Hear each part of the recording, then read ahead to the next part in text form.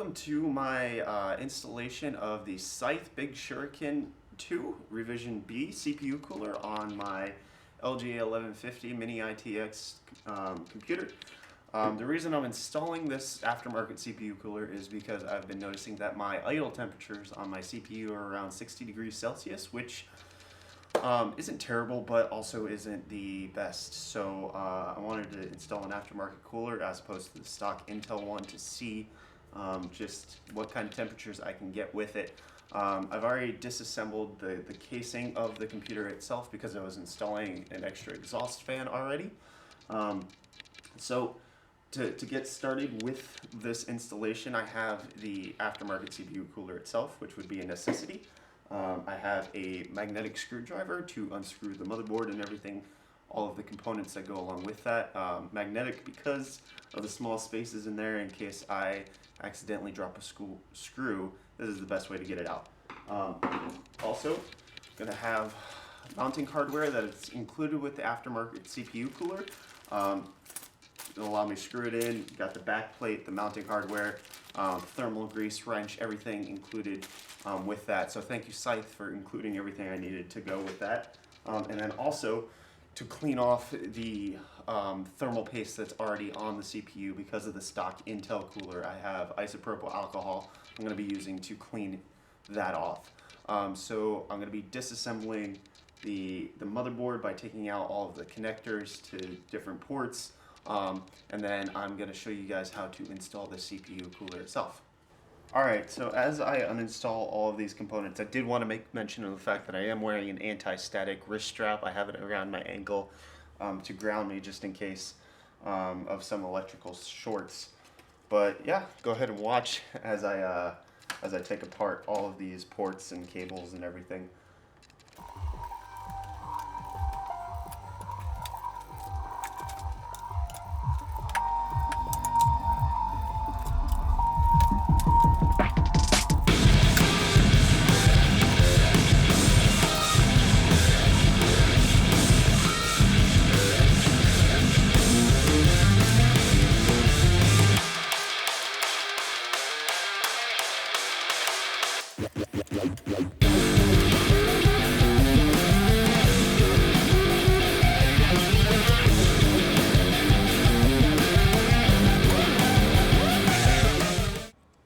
Okay guys, so after I disassembled the stock CPU cooler, one of the things that I noticed, this is probably part of the reason why I'm getting rough temperatures, is just the thermal paste wasn't that great on the stock cooler.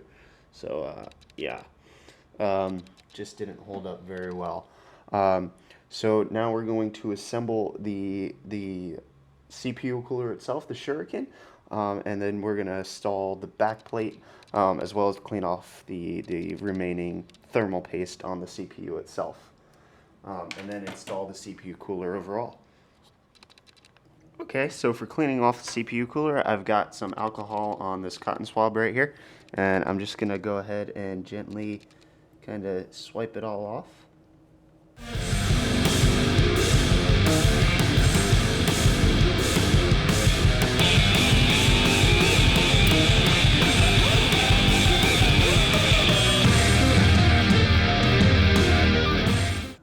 Okay, so I have the CPU clean with all of the thermal paste off.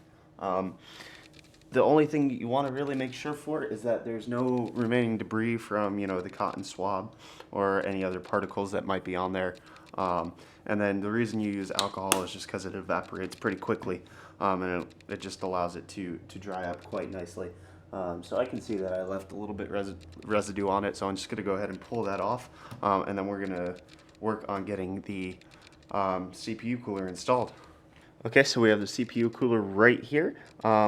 Since I have an Intel processor, I'm going to go ahead and use the included Intel brackets to install on the sides of the CPU cooler. And Scythe includes the screws, so you just want to put that with, you want that side down. So you want it bracketing like that. So installing it, screwing in.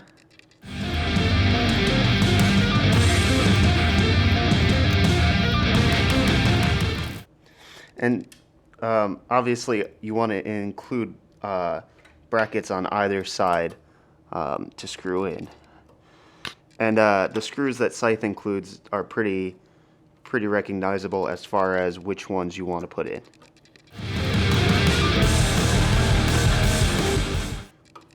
Alright, so we've got that installed. Move that to the side.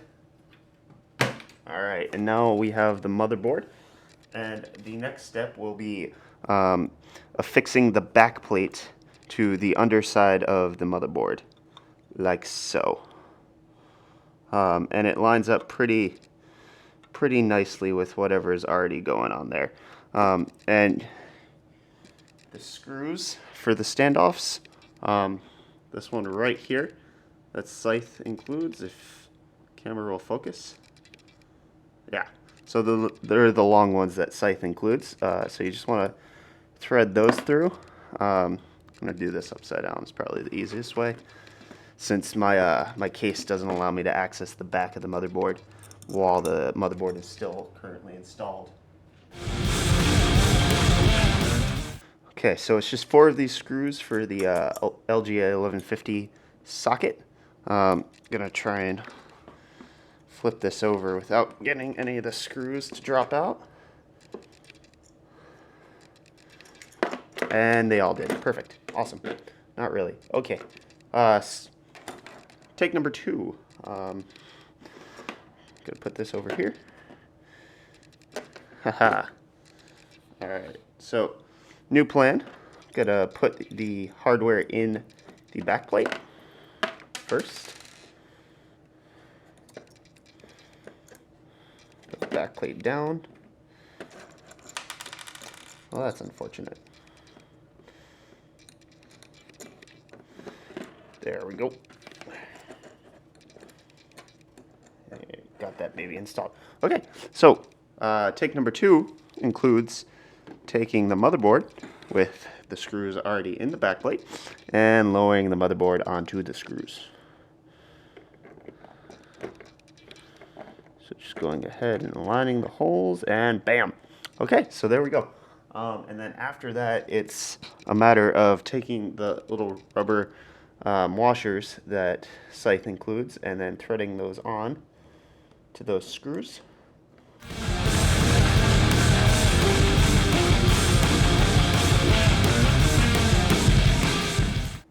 Okay, and so with that installed, I'm going to apply the thermal paste, but I just want to show you just drop the CPU cooler down onto the screws. And it's making pretty good contact. Okay. Alright. Alright, I'm going to apply the thermal paste. So hang tight. Alright, before I go ahead and apply the thermal paste, oh, hello.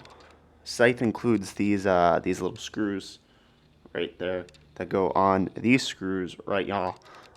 And you just have to also apply those.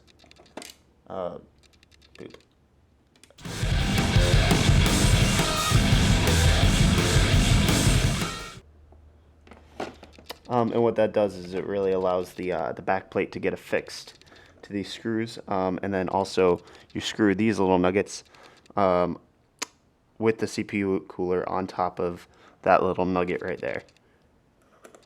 So I'm going to install all 3, well, the rest of the 3s at least.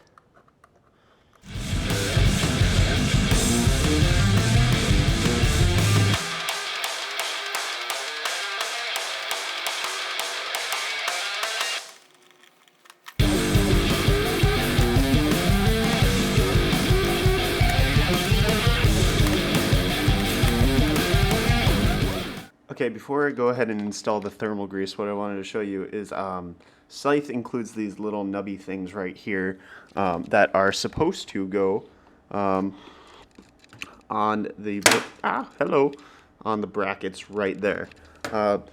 If you look in the manual that Scythe includes with the Big Shuriken, it shows you where you need to place these for the socket that you have, and for the socket that I have, it needs to go in the middle one. You can see there's a little room above it and a little room below it. So it just needs to go in the middle one. So I'm going to go ahead and get that bad boy screwed on. Alright, so, oh, I did it upside down. What do you know? I should probably be paying more attention to that. Alright, yeah, all the other ones are installed properly. So just screwing this guy on. There we go. Okay, so now that all of those parts are installed, now I'm going to go ahead and apply the thermal grease that Scythe includes. Walk you guys through that, and also show you how to install the CPU cooler, because you have to screw it in from the back of the motherboard, so that's going to be a little challenge. And the other thing that I am curious about is how well the RAM slots are going to fit. Let me see. You just try that now. Just try and try and install the RAM slots. Let's see if that first spot fits with this little guy. Alright, so here, let me lower this.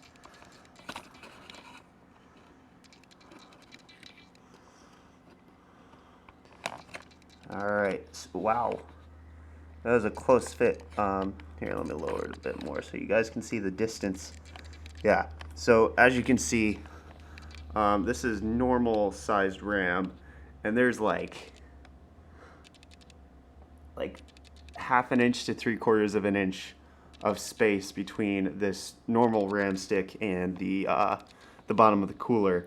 So if you have any fans with a special heat sink on it, or not fans, RAM with a special heat sink on it, it definitely won't clear it. So yeah, make sure you have the right RAM for this CPU cooler, which is incredibly thin. But hopefully it works a little bit better than the stock Intel cooler. Okay, so I have the thermal grease that Scythe includes with the fan. It's not the best in this little baggie, but it does have an angle cut so that you can apply it. I'm just going to do the line method. You don't want to apply too much, but you also don't want to apply too little. So there we go. Just want a nice even spread as we install that. Alright, so with this, now I'm going to go ahead and place the cooler on it. I guess I can keep that RAM stick in there. It's not too big of a deal. Alright, so got that contact made. What I want to go ahead and do is keep the pressure as I go ahead and flip this guy over, because I have to screw from the back with the back plates trying to get this baby installed. Alright, so I got the pressure maintained. Now I just need to find my screwdriver. Alright, have my screwdriver, and now I'm just going to go ahead and screw the back plate into the cooler itself.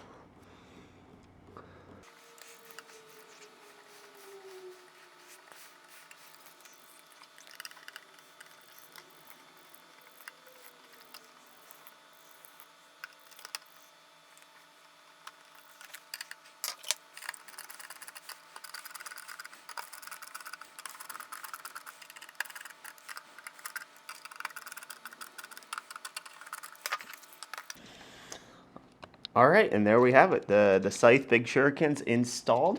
Wasn't too terrible overall. But as you can see, man, it's a very tight fit in certain areas. Let me drop the camera a little bit. Like the SATA ports are close to being overshadowed, but definitely those fan ports right there are covered. The RAM slot's covered. Yeah, it's just it's a very tight fit overall. But I'm gonna go ahead and reinstall the motherboard and get back to you guys on how well it works and the temperatures that I'm getting on it. So hold tight. Okay, so we have the CPU installed, the motherboard, everything back installed, as you can see in this cramped little case. Everything's set up. So I'm going to go ahead and see if it turns on. And yep. Okay, that's a good sign.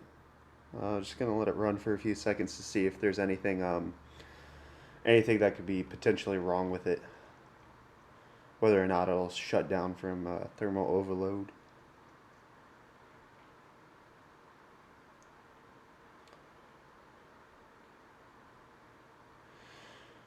All right, well, actually, it seems pretty good. I'm going to go ahead and get this hooked up to a monitor, and then we'll see what the actual temperatures are like. Hopefully, it's a few degrees cooler. Yeah, we'll see. Okay guys, so with having the Scythe CPU cooler installed for a little while now, I've found that my CPU temperatures, especially while under load, are about 5 to 6 degrees Celsius lower than they were with just the stock Intel cooler, which I prefer. I got to dabble in putting in a new CPU cooler, so that was fun too as well. But it seems to be a success. I also upgraded to some very ultra low profile RAM, and I'm going to show you a video of that coming up, so you can look for that. You can also feel free to subscribe in a button down over here. I hope that was the right placement of my fingers. But yeah, feel free to subscribe and stay tuned for more tech videos.